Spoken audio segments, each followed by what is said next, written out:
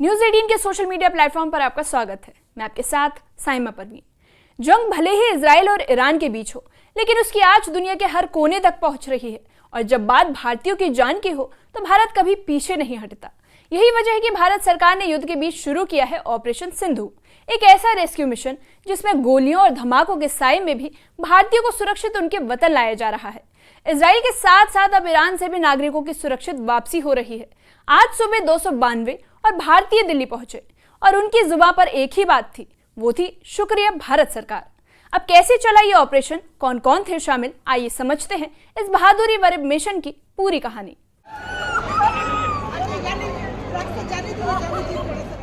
Iran Israel के बीच जंग शुरू होते ही भारत सरकार ने सबसे पहले अपने नागरिकों की सुरक्षा को प्राथमिकता दी। जैसे ही ईरान और उसके पड़ोसी इलाकों में हालात बिगड़ने लगे, विदेश मंत्रालय ने पीएमओ के निर्देश पर ऑपरेशन सिंधु की शुरुआत की। रेस्क्यू की मॉनिटरिंग सीधे प्रधानमंत्री कार्यालय से हुई और भारतीय दूतावासों को चौकन्ना कर दिया गया। भारतीयों को ट्रैक करने के लिए इमरजेंसी हेल्पलाइन शुरू हुई है और स्थानीय अधिकारियों के साथ सीधा संपर्क किया गया।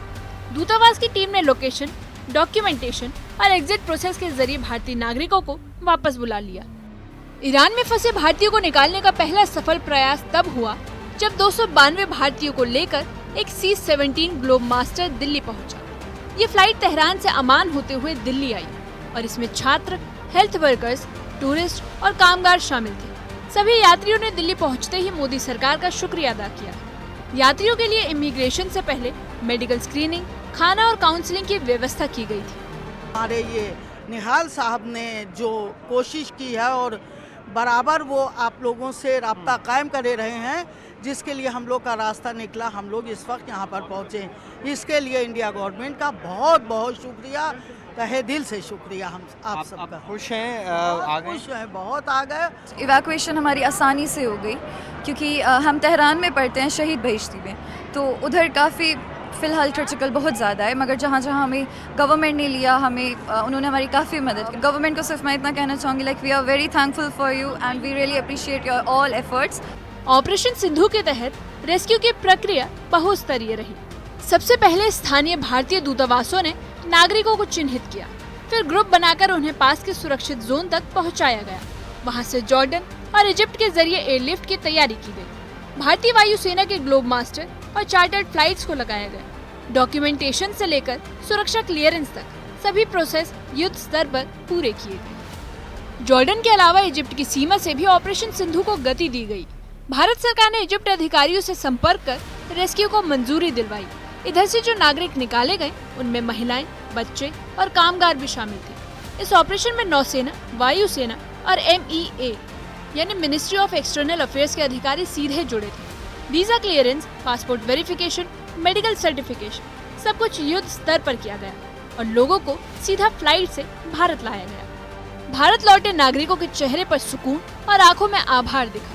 एक नागरिक ने बताया कि हम ईरान में बहुत मुसीबत में थे, धमाके, सायरन और डर के साए में जी रहे थे, लेकिन भारतीय दूतावास से लेकर मोदी सरकार तक सबने हमारी मदद की। एक छात्रा ने ये भी कहा कि मुझे कभी उम्मीद भी नहीं थी कि इतनी जल्दी वापसी मुमकिन हो पाएगी। साथ ही लोगों ने बताया कि दूतावास की टीम लगातार संपर्क में रही।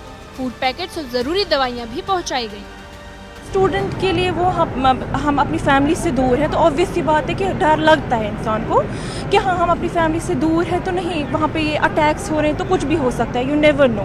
तो उस वजह से हम जल्द से जल्द अपनी कंट्री वापस आना चाहते थे, जो कि हम अल्हम्दुलिल्लाह आ गए हम और बहुत बहुत अच्छा फील हो रहा है अपनी कंट्री आके। वो एयर स्ट्राइक्स हो रहे थे, इंटरसेप्ट हो रहा था, तो हम काफ़ी ज़्यादा डरे हुए थे। हमें दिख रहा था वो ड्रोन जोन्स, तो हम काफ़ी ज़्यादा डरे हुए थे।